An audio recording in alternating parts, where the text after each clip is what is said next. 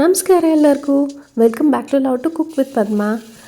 ಇವತ್ತು ಒಂದು ಸಿಂಪಲ್ ಆಗಿರೋ ವೆಜ್ ಥಾಲಿ ರೆಸಿಪಿ ತೊಗೊಂಡು ಬಂದಿದ್ದೀನಿ. ಇದರಲ್ಲಿ ನಾನು ಒಂದು ಸ್ವೀಟು, ಒಂದು ಪಲ್ಯ ಮತ್ತು ಸಾಂಬಾರು ಮಾಡೋದು ನೋಡ್ಕೊಂಬರೋಣ. ಹಾಗಾದರೆ ಬನ್ನಿ ಶುರು ಮಾಡೋಣ. ಮೊದಲನೇದಾಗಿ ಹೆಸರುಬೇಳೆ ಪಾಯಸ ಹೇಗೆ ಮಾಡೋದು ಅಂತ ನೋಡೋಣ. ಇದರಲ್ಲಿ ಒಂದು ಕಡಾಯಿಗೆ ಒಂದು ಚಿಕ್ಕದು ನಾವು ಟೀ ಕುಡಿತೀವಲ್ವ ಆ ಗ್ಲಾಸಲ್ಲಿ ಹೆಸರುಬೇಳೆ ತೊಗೊಂಡಿದ್ದೀನಿ. ಅದನ್ನು ಸುಮ್ಮನೆ ಲೈಟಾಗಿ ಸ್ವಲ್ಪ ಹುರ್ಕೊಳ್ಳೋಣ.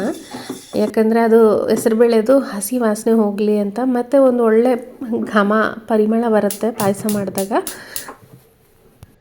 ಹುರ್ಕೊಂಡಿರೋ ಹೆಸರುಬೇಳೆನ ಕುಕ್ಕರಲ್ಲಿ ಬೇಯಿಸ್ಕೊಳ್ಳೋದಕ್ಕೆ ಇಟ್ಕೊತಾ ಇದ್ದೀನಿ. ಯಾವ ಲೋಟದಲ್ಲಿ ನಾವು ಹೆಸರುಬೇಳೆ ತೊಗೊಂಡಿದ್ವಿ ನೋಡಿ, ಅದೇ ಲೋಟದಲ್ಲಿ 3 ಗ್ಲಾಸ್ ನೀರು ಹಾಕ್ಕೊಂಡು ಒಂದು 3 ವಿಸಿಲ್ ಬರೋ ಅಷ್ಟು ಬೇಯಿಸ್ಕೊಬೇಕು. ಮತ್ತು ಈಗ ಪಾಯಸ ಮಾಡೋದಕ್ಕೆ ನಾನಿಲ್ಲಿ ಒಂದು ಕಡಾಯಲ್ಲಿ ಒಂದು 2 ಸ್ಪೂನ್ ಗಸಗಸೆ ಮತ್ತು ಏಲಕ್ಕಿನ ಹುರ್ಕೊಂಡು ಮಿಕ್ಸಿ ಮಾಡ್ಕೊತಾ ಇದ್ದೀನಿ. ಸ್ವಲ್ಪ ಒಣಕೊಬ್ಬರಿ ಇದ್ದರೆ ಹಾಕ್ಕೊಂಡ್ರೆ ಚೆನ್ನಾಗಿರುತ್ತೆ. ಗಸಗಸೆ ಹಾಕೋದ್ರಿಂದ ಇದರಲ್ಲಿ ಕ್ಯಾಲ್ಶಿಯಂ, ಮೆಗ್ನೀಷಿಯಮ್ ಮತ್ತು ಜಿಂಕ್ ಇರೋದ್ರಿಂದ ನಮ್ಮ ಮೂಳೆ ಮತ್ತು ಹಾರ್ಟ್ ಹೆಲ್ತಿಗೆ ತುಂಬಾ ಒಳ್ಳೆಯದು. ಹಾಗಾಗಿ ಗಸಗಸೆನ ಸ್ಕಿಪ್ ಮಾಡಬೇಡಿ. ಈಗ ಬೆಲ್ಲನ ಕರಗಿಸ್ಕೊಳ್ಳೋಣ. ನಿಮಗೆ ರುಚಿಗೆ ಎಷ್ಟು ಬೇಕೋ ಅಷ್ಟು ಬೆಲ್ಲ ಹಾಕ್ಕೊಂಡು ಸ್ವಲ್ಪ ನೀರು ಹಾಕ್ಕೊಂಡು ಸ್ವಲ್ಪ ಅದನ್ನು ಕರಗಿಸ್ಕೊಳ್ಳಿ. ಮತ್ತು ನಾವು ಬೇಯಿಸ್ಕೊಂಡಿದ್ವಲ್ಲ ಹೆಸರುಬೇಳೆ ಮತ್ತು ಮಿಕ್ಸಿಗೆ ಹಾಕ್ಕೊಂಡಿದ್ವಲ್ಲ ಗಸಗಸೆ, ಏಲಕ್ಕಿ, ಕೊಬ್ಬರಿ, ಅದನ್ನು ಎಲ್ಲ ಸೇರಿಸ್ಕೊಂಡು ಸ್ವಲ್ಪ ಬಿಸಿ ಮಾಡ್ಕೊಬೇಕು. ಅಷ್ಟೇ, ಪಾಯಸ ಆಗೇ ಹೋಯ್ತು. ಇವಾಗ ಡ್ರೈ ಫ್ರೂಟ್ಸ್, ನಿಮಗೆ ಬೇಕಾಗಿರೋ ಡ್ರೈ ಫ್ರೂಟ್ಸ್, ನಾನಿಲ್ಲಿ ಬಾದಾಮಿ, ಗೋಡಂಬಿ ಅಷ್ಟೇ ಹಾಕ್ಕೊಂಡಿರೋದು. ನೀವು ನಿಮಗೆ ಬೇಕಾಗಿರೋ ಡ್ರೈ ಫ್ರೂಟ್ಸ್ ಎಲ್ಲವನ್ನು ಹಾಕ್ಕೊಂಡು ಕುದಿಸ್ಕೊಳ್ಬೇಕು. ಸ್ವಲ್ಪ ಅದಕ್ಕೂ 1-2 ಕುದಿ ಬರೋ ಅಷ್ಟು ಕುದಿಸ್ಕೊಂಡ್ರೆ ಸಾಕಾಗುತ್ತೆ. ಮತ್ತು ಲಾಸ್ಟಲ್ಲಿ 1 ಸ್ಪೂನ್ ತುಪ್ಪ ಹಾಕ್ಕೊಂಡು ಎಲ್ಲ ಚೆನ್ನಾಗಿ ಮಿಕ್ಸ್ ಮಾಡಿಕೊಂಡ್ರೆ ಪಾಯಸ ರೆಡಿನೇ ಆಗೋಯ್ತು. ಎಷ್ಟು ಚೆನ್ನಾಗಿರುತ್ತೆ ಅಂದರೆ ಅಷ್ಟೇ ಹೆಲ್ದಿಯಾಗಿರುತ್ತೆ. ಒಂದು 10 ದಿವಸಕ್ಕೆ ಹಾಗೆ ಒಂದು ಸರ್ತಿ ಮಾಡಿಕೊಂಡು ತಿನ್ನಿ, ತುಂಬಾ ಚೆನ್ನಾಗಿರುತ್ತೆ. ಈಗ ಖಾರಮಣಿ ಮತ್ತು ಆಲೂಗಡ್ಡೆ ಪಲ್ಯ ಮಾಡಿಬಿಟ್ಟು ನೋಡೋಣ. ಒಂದು ಕಡಾಯಲ್ಲಿ ಎಣ್ಣೆ ಹಾಕ್ಕೊಂಡು ಸಾಸಿವೆ, ಕಡಲೆಬೇಳೆ, ಕರಿಬೇವಿನ ಸೊಪ್ಪು, ಒಣಮೆಣಸಿನ್ಕಾಯಿ ಎಲ್ಲ ಹಾಕ್ಕೊಂಡು ಲೈಟಾಗಿ ಹುರ್ಕೊಳ್ಳೋಣ. ನಾನಿಲ್ಲಿ ಮೊದಲೇ ಹಸಿ ಖಾರಮಣಿನ ಮತ್ತು ಆಲೂಗಡ್ಡೆನ ಎರಡನ್ನೂ ಸ್ಟೀಮ್ ಮಾಡಿ ಇಟ್ಕೊಂಬಿಟ್ಟಿದ್ದೆ. ಅದು ಯಾವಾಗೂ ಅಷ್ಟೇ, ಯಾವುದು ಬೇಯಿಸ್ಕೋಬೇಕು, ಯಾವುದು ತರಕಾರಿ ಬೇಯಿಸ್ಕೋಬೇಕೋ ಅಥವಾ ಬೇಳೆ ಬೇಯಿಸ್ಕೊಳ್ಳೋದು ಅಂಥದ್ದು ಕೆಲಸನ ಫಸ್ಟ್ ಮಾಡ್ಕೊಂಬಿಟ್ರೆ ಮಿಕ್ಕಿದೆಲ್ಲ ಒಗ್ಗರಣೆ ಹಾಕೋದೆಲ್ಲ ತುಂಬ ಸುಲಭ, ಬೇಗನೆ ಹಾಕೋಗ್ಬಿಡುತ್ತೆ. ಮತ್ತು ಇವಾಗ ಇದು ಕಡಲೆಬೇಳೆ ಎಲ್ಲ ಸ್ವಲ್ಪ ಕಲರ್ ಚೇಂಜ್ ಆದಮೇಲೆ 1 ಈರುಳ್ಳಿ ಹುರ್ಕೊಂಡು ಮತ್ತು 1 ಟೊಮೆಟೊ ಹಾಕ್ಕೊಂಡು ಹುರ್ಕೋತಾ ಇದ್ದೀನಿ. ಇದಕ್ಕೆ ಸ್ವಲ್ಪ ಉಪ್ಪು ಮತ್ತು ಕಾಶ್ಮೀರಿ ಚಿಲ್ಲಿ ಪೌಡರು ಮತ್ತು ಜೀರಿಗೆ ಮತ್ತು ಮೆಂತ್ಯ ಹುರ್ಕೊಂಡು ನಾನು ಪುಡಿ ಮಾಡಿ ಇಟ್ಕೊಂಡಿರ್ತೀನಿ. ಅದನ್ನೇ ಜಾಸ್ತಿ ಬಳಸ್ತಾ ಇರ್ತೀನಿ. ಜೀರಿಗೆ ಒಂದನ್ನೇ ಹಾಕಲ್ಲ, ಮೆಂತ್ಯನೂ ತುಂಬ ಒಳ್ಳೆಯದಾಗಿರೋದ್ರಿಂದ ಜೀರಿಗೆ ಮತ್ತು ಮೆಂತ್ಯ ಎರಡನ್ನೂ ನಾನು ಹುರಿದು ಪುಡಿ ಮಾಡಿ ಇಟ್ಕೊಂಡಿರ್ತೀನಿ. ಅದನ್ನೇ ಎಲ್ಲ ಪಲ್ಯಗಳಿಗೆ ಎಲ್ಲದಕ್ಕೂ ಯೂಸ್ ಮಾಡ್ತಾ ಇರ್ತೀನಿ. ಇವಾಗ ನಾನು ಬೇಯಿಸಿ ಸ್ಟೀಮ್ ಮಾಡಿ ಇಟ್ಕೊಂಡಿದ್ನಲ್ವ ಆಲೂಗಡ್ಡೆ ಮತ್ತು ಇದು ಖಾರಮಣಿ ಎರಡನ್ನೂ ಹಾಕ್ಕೊಂಡು ಇವಾಗ ಹುರ್ಕೊಂಡ್ರೆ ಒಂದು ನಿಮಿಷ ಹುರ್ಕೊಂಡ್ರೆ ಸಾಕು. ಅದು ಮಸಾಲೆ ಎಲ್ಲ ಅದರೊಳಗಡೆ ಹಿಡಿಯೋ ಥರ. ಈಗ ಸ್ವಲ್ಪ 1-2-3 ಸ್ಪೂನು ಆಗೋಷ್ಟು ಹಸಿ ಕೊಬ್ಬರಿ ಮತ್ತು ಕೊತ್ತಂಬರಿ ಸೊಪ್ಪು ಲಾಸ್ಟಲ್ಲಿ ಹಾಕ್ಕೊಂಡು ಮಿಕ್ಸ್ ಮಾಡ್ಕೊಂಬಿಟ್ರೆ ಆಲೂಗಡ್ಡೆ ಮತ್ತು ಖಾರಮಣಿ ಪಲ್ಯ ತುಂಬಾ ರುಚಿಯಾಗಿರುತ್ತೆ. ನೀವು ಒಂದು ಸತಿ ಟ್ರೈ ಮಾಡಿ ನೋಡಿ.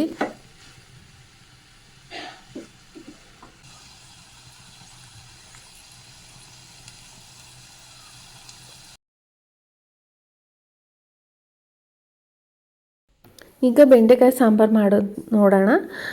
ಬೆಂಡೆಕಾಯಿನೆಲ್ಲ ನಾನು ಮುಂಚೆನೇ ವಾಶ್ ಮಾಡಿ ಚೆನ್ನಾಗಿ ಅದನ್ನು ಒರೆಸಿ, ಅದರಲ್ಲಿ ನೀರಿನ ಅಂಶ ಇರಬಾರ್ದು, ಹಾಗೆ ಒರೆಸಿ ಮತ್ತು ಕಟ್ ಮಾಡಿ ಈಗ ಒಂದು ಕಡಾಯಲ್ಲಿ ಇದನ್ನು ಚೆನ್ನಾಗಿ ಹುರ್ಕೊಬೇಕು. ಜಾಸ್ತಿ ಎಣ್ಣೆ ಹಾಕ್ದಿರ ಹುರ್ಕೊಳ್ಳೋಣ. ಇದ್ರದ್ದು ಲೋಳೆ ಅಂಶ ಎಲ್ಲ ಕಂಪ್ಲೀಟಾಗಿ ಹೊರಟೋಗುತ್ತೆ ನೋಡಿ. ಒಂದು ಸ್ವಲ್ಪ ಅದು ಕಪ್ಪು ಬಣ್ಣ ತಿರುಗಿದ್ರೂ ಪರವಾಗಿಲ್ಲ, ಚೆನ್ನಾಗಿರುತ್ತೆ ತಿನ್ನೋದಕ್ಕೆ. ಸೊ ಲೋಳೆ ಎಲ್ಲ ಕಂಪ್ಲೀಟಾಗಿ ಹೋಗೋ ತನಕ ಹುರ್ಕೊಂಡು, ನಾನಿದು ಬೆಂಡೆಕಾಯಿ ಎಲ್ಲ ಹಚ್ಚಿ ಹುರ್ಕೊಳ್ಳೋ ಸಮಯದಲ್ಲೇ ಬೇಳೆ ಕುಕ್ಕರಲ್ಲಿ ಹಾಕ್ಬಿಟ್ಟು ಒಂದು 5 ಟೊಮೆಟೊ, ಚಿಕ್ಕ 5 ಟೊಮೆಟೊ ಹಾಕಿ ಬೇಯಿಸ್ಕೊಂಬಿಡ್ತೀನಿ. ಇದು ಬೆಂಡೆಕಾಯಿ ಎಲ್ಲ ಉರಿಯೋ ಅಷ್ಟರೊಳಗಾಗಿ ಬೇಳೆ ಬೆಂದೋಗಿರುತ್ತೆ. ಇಲ್ಲಿ ಬೆಂಡೆಕಾಯಿ ಕೂಡ ಫ್ರೈ ಆಗೋಗಿದೆ. ಈಗ ಟೊಮೆಟೊನ ಒಂದು ಮಿಕ್ಸಿ ಜಾರಲ್ಲಿ ತೊಗೊಂಡು ಇದ್ದಿದ್ದ ಬೆಂಡೆಕಾಯಿನ ಆ ಬೇಳೆ ನೀರಿಗೆ ಹಾಕಿ ಇಡ್ತಾಯಿದ್ದೀನಿ. ಮತ್ತು ಅದೇ ಕಡಾಯಲ್ಲಿ ಈರುಳ್ಳಿ, ಒಂದೇ ಒಂದು ಈರುಳ್ಳಿ ತೊಗೊಂಡು ಸ್ವಲ್ಪ ಎಣ್ಣೆ ಹಾಕ್ಕೊಂಡು ಅರಿಶಿನ ಹಾಕ್ಕೊಂಡು ಹುರಿದು, ಮತ್ತು ಮಿಕ್ಸಿ ಜಾರ್ಗೆ ಟೊಮೆಟೊ ಹಾಕ್ಕೊಂಡಿದ್ವಲ್ಲ, ಬೇಯಿಸಿರೋ ಟೊಮೆಟೊ ಮತ್ತು ಹುರಿದಿರೋ ಈರುಳ್ಳಿ ಮತ್ತು ಸಾಂಬಾರು, ನೀವು ಯಾವ ಸಾಂಬಾರು ಪೌಡ್ರ್ ಹಾಕ್ತಿರೋ ಸಾಂಬಾರು ಪುಡಿ ಹಾಕ್ಕೊಂಡು ಮಿಕ್ಸಿ ಮಾಡ್ಕೊಳ್ಬೇಕು. ಇದು ಪೇಸ್ಟ್ ಆದಮೇಲೆ ಬೆಂಡೆಕಾಯಿ ಮತ್ತು ಬೇಳೆ ನೀರಿದೆಯಲ್ವ, ಬೇಳೆ ಮತ್ತು ಈ ಮಸಾಲೆ ಎಲ್ಲನೂ ಹಾಕ್ಕೊಂಡು ಎಲ್ಲವನ್ನು ಅದೇ ಪಾತ್ರೆಗೆ ಬಗ್ಗಿಸ್ಕೊಂಡು ಸ್ಟವ್ ಮೇಲೆ ಕುದಿಸ್ಕೊಳ್ಳೋಕ್ಕೆ ಇಟ್ಕೊಂಡ್ರೆ ಮುಗೀತು, ಸಾಂಬಾರು ಆಗೋಗುತ್ತೆ. ಸ್ವಲ್ಪ ಕುದಿ ಬರ್ತಾ ಸ್ವಲ್ಪ ನಾನಿಲ್ಲಿ ಕಲ್ಲುಪ್ಪು ಯೂಸ್ ಮಾಡೋದು ಸಾಂಬಾರಿಗೆ. ಎಲ್ಲನೂ ಕಲ್ಲುಪ್ಪು ರುಚಿಗೆ ಎಷ್ಟು ಬೇಕೋ ಅಷ್ಟು ಹಾಕ್ಕೊಂಡು ಸಾಂಬಾರು ಕುದಿಯೋದ್ರಷ್ಟರೊಳಗಾಗಿ ನಾವು ಸಾಂಬಾರಿಗೊಂದು ಚಿಕ್ಕದಾಗಿ ಒಗ್ಗರಣೆ ರೆಡಿ ಮಾಡಿಟ್ಕೊಂಬಿಡೋಣ. ಅದನ್ನು ನಾನು ಇವಾಗ ಪಕ್ಕದ ಸ್ಟವ್ಗೆ ಇಟ್ಬಿಟ್ಟಿದ್ದೀನಿ ಸಾಂಬಾರನ್ನ. ಮತ್ತು ಅದು ಕುದಿಯೋಷ್ಟರೊಳಗಾಗಿ ಇವಾಗ ಒಗ್ಗರಣೆ ರೆಡಿ ಮಾಡ್ಕೊಳ್ಳೋಣ. ಒಂದು ಚಿಕ್ಕ ಕಡಾಯಿಗೆ ಸ್ವಲ್ಪ ಎಣ್ಣೆ ಹಾಕ್ಕೊಂಡು ಸಾಸಿವೆ ಮತ್ತು ಕರಿಬೇವಿನ ಸೊಪ್ಪು, ಒಣಮೆಣ್ಸಿನ್ಕಾಯಿ ಇಷ್ಟು ಹಾಕ್ಕೊಂಡು ಹುರ್ಕೊಂಡು ಅದು ಒಗ್ಗರಣೆನ ಸಾಂಬಾರಿಗೆ ಹಾಕ್ಕೊಂಡ್ರೆ ಮುಗೀತು, ಸಾಂಬಾರು ರೆಡಿ ಆಗೋಯಿತು. ನೋಡಿ ಎಷ್ಟು ಬೇಗ ಸಿಂಪಲ್ಲಾಗಿರೋ ವೆಜ್ ಥಾಲಿ ರೆಡಿಯಾಗೋಗುತ್ತೆ. ಒಂದು ಪಾಯಸ ಮತ್ತು ಒಂದು ಪಲ್ಯ ಮತ್ತು ಸಾಂಬಾರು. ನಿಮಗೆ ಪಲ್ಯಕ್ಕೆ ಬೇಕಂದರೆ ಪೂರಿ ಬೇಕಂದ್ರೂ ಮಾಡ್ಕೊಳ್ಳಿ, ಇಲ್ಲ ಅಂದರೆ ಚಪಾತಿ ಬೇಕಂದ್ರೂ ಮಾಡ್ಕೊಳ್ಳಿ. ನಾನಿಲ್ಲಿ ಚಪಾತಿ ಮಾಡಿದ್ದೀನಿ. ಚಪಾತಿ ಮತ್ತು ಬಿಸಿ ಬಿಸಿ ಅನ್ನ, ಬೆಂಡೆಕಾಯಿ ಸಾರು, ಪಲ್ಯ, ಪಾಯಸ, ಒಂದು ಸ್ವೀಟು ಇದ್ದರೆ ಸೂಪರಾಗಿರುತ್ತೆ. ನೀವು ಖಂಡಿತ ಟ್ರೈ ಮಾಡಿ ಇದನ್ನು, ನಿಮಗೂ ತುಂಬಾ ಇಷ್ಟ ಆಗುತ್ತೆ. ಇವಾಗ ಸರ್ವ್ ಮಾಡ್ಕೋತಾ ಇದ್ದೀನಿ ಪ್ಲೇಟಲ್ಲಿ.